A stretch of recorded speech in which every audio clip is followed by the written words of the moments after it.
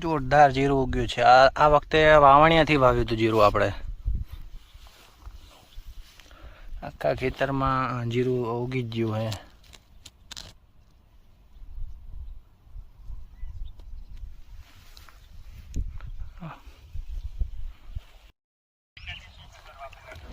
તો અહીંયા આપણે પાણી વાળવાનું ચાલે છે અને પાણી ખૂબ જ ધીમું આવે છે.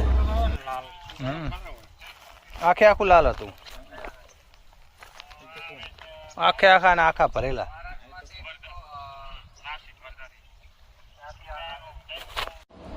આ રીતે જુઓ, ચેરો પાણી ભરી જાય એટલે આ રીતે બીજા ચેરામાં પાણી ચાલુ કરવાનું હોય અને ધ્યાન રાખવું પડે બધું કે નાકું તૂટી ના જાય એનો.